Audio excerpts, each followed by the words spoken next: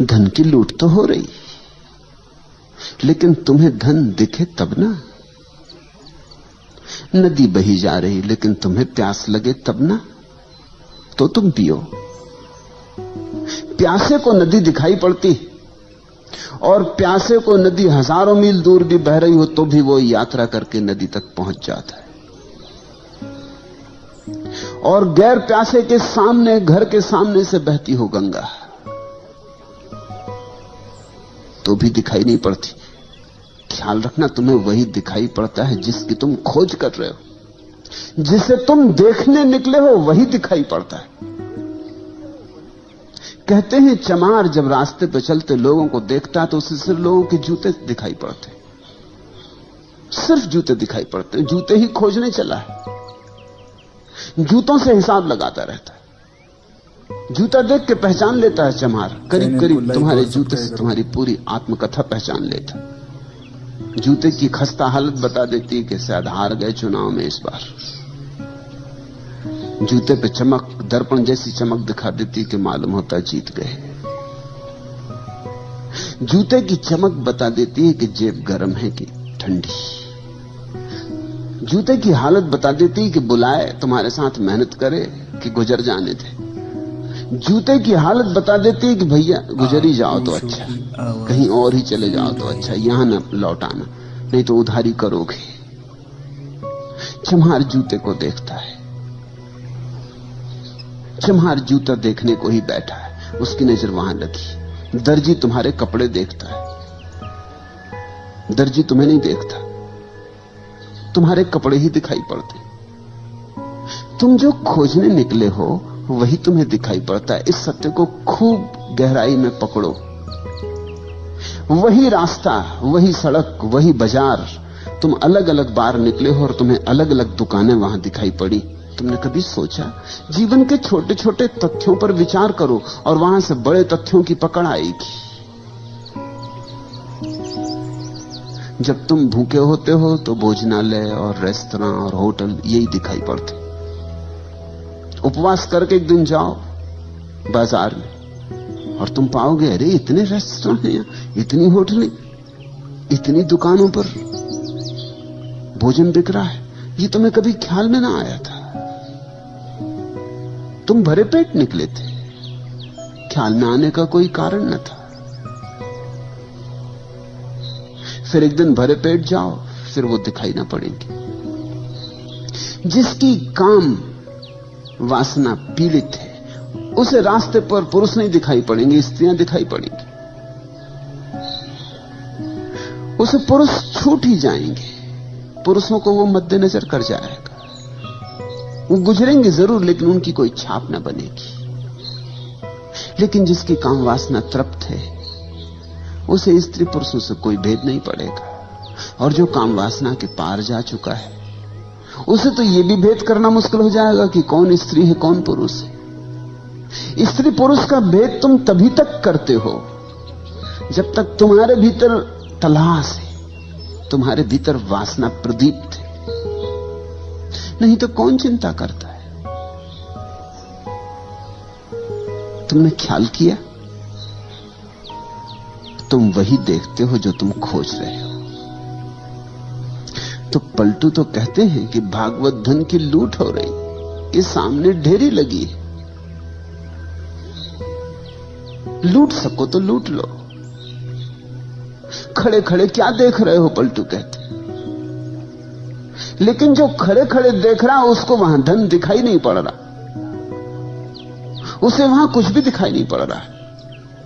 या ये भी हो सकता है कि जो लूट रहे हैं वो उसे पागल मालूम होते हो, क्योंकि जब उसे धन नहीं दिखाई पड़ता और ये टूटे पड़ रहे हैं तो पागल ही तो मालूम होंगे।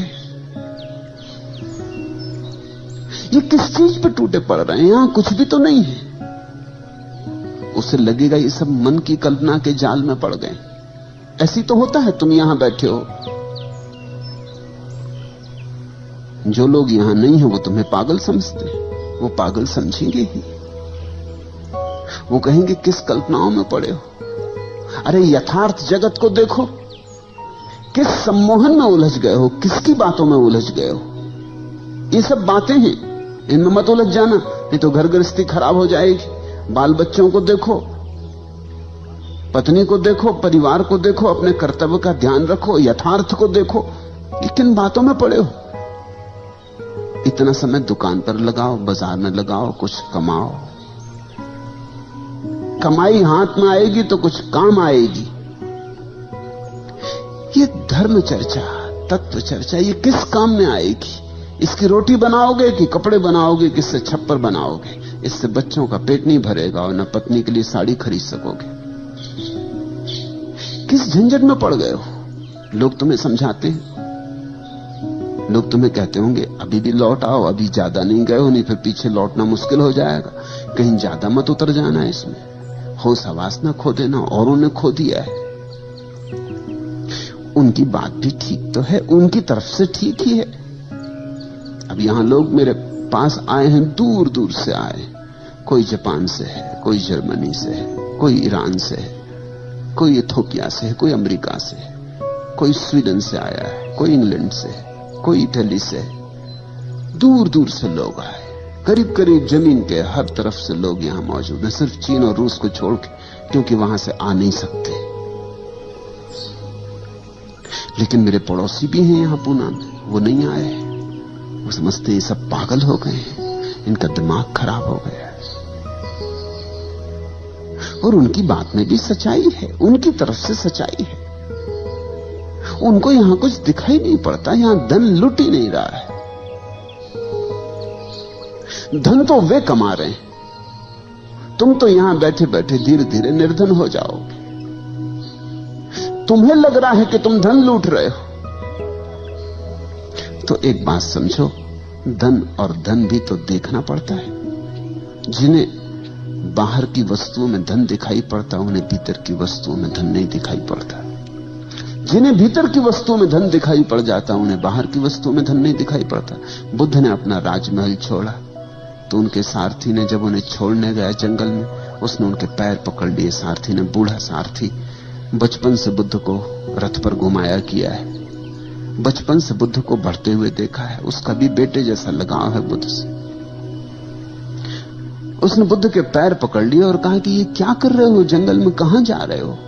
इस महल को छोड़कर, इस संगमरमरी महल को छोड़कर, उस सुंदर यशोधरा को, तुम्हारी पत्नी को छोड़कर, उस नए नए पैदा हुए बेटे राहुल को छोड़कर, अपने बूढ़े बाप को छोड़कर तुम जा कहां रहे हो? तुम बूढ़े बाप के हाथ की लकड़ी हो, और ये सुंदर महल और ये सारा वैभव जंगल में मिलेगा क्या? तुम मुझसे पूछो, मुझ बूढ़े से पूछो, मैं जंगलों में खूब भटका हूं, वहां कुछ भी नहीं है। और दुनिया तो महलों की तरफ जाना चाहती। तुम्हारा दिमाग ठीक है, तुम महल से छोड़ के जा रहे हो। कौन नहीं जो राजा ना होना चाहे, और तुम राजा होना तुम्हारे हाथ में हो और छोड़ के जा रहे हो।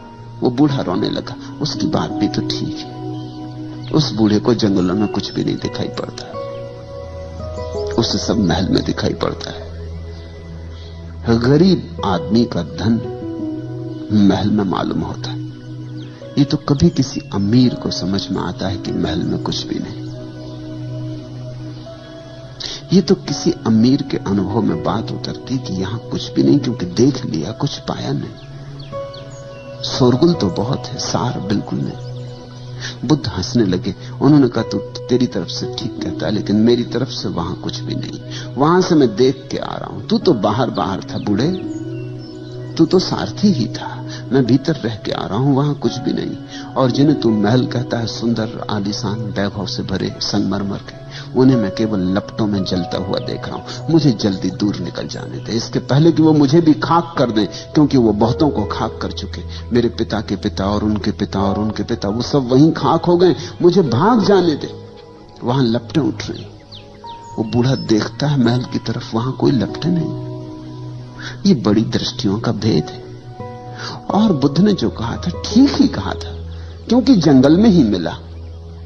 जो धन था, परम धन था, वो एक दिन बैठकर जंगल में ही मिला। वो 6 साल की अथक खोज के बाद एक दिन निरंजना नदी के तट पर वट वृक्ष की छाया में बैठे हुए वो धन बरसा। तो एक अदृश्य धन है, तभी तक अदृश्य है जब तक तुम्हारी आंखें बाहर से उलझी। उसी दिन दृश्य हो जाएगा जिस दिन तुम्हारी आंखें बाहर से मुक्त हो गई। दृष्टि की क्रांति चाहिए। तुम पूछते हो, पलटू कहते भागवत धन की लूट हो रही, और जो चाहे सो ले। ठीक कहते हैं, 100% ठीक कहते हैं। बस चाहना ही पर्याप्त है लेने के लिए। जो चाहे सो ले, कोई रोक नहीं रहा है। समाधि का धन ऐसा है कि उसे कोई भी रोक नहीं रहा है, तुम्हें कोई बाधा नहीं डाल रहा है। मगर बड़ा मजा है, जिस धन पर बड़ी बाधाएं हैं, जो तुम्हें मिलना एकदम आसान नहीं, उस पर तुम टूटे पड़ रहे हो। और जो मिल भी गया अगर, तो भी कुछ मिलेगा नहीं, उस पर तुम टूटे पड़ रहे हो, उस पर लूट मची। और जो धन कोई भी छीनने को नहीं मालूम हो रहा, और जो धन इतना है कि सभी को मिल जाए तो भी न्यून नहीं होता, उस धन की तरफ तुम जा भी नहीं रहे हो। तुम सब भागे जा रहे हो बाहर की तरफ, और तुम्हारा धन तुम्हारे भीतर है। तुम्हारा धन तुम हो। तुम्हारे होने में, तुम्हारी सत्ता में तुम्हारा धन है। तुम्हारे शून्य में, तुम्हारे मौन में तुम्हारा धन है। तुम्हारे अस्तित्व में समाया है धन। खजाना लेकर तुम आए हो, चाबी भी तुम्हारे पास है, लेकिन इस चाबी को तुम कभी भीतर की तरफ लगाते नहीं, बाहर की तरफ लगाते हो। यही आंखें जो बाहर की तरफ भाग रही, दूर दिशाओं में दौड़ी चली जा रही, यही आंखें चैनल को लाइक और सब्सक्राइब करो।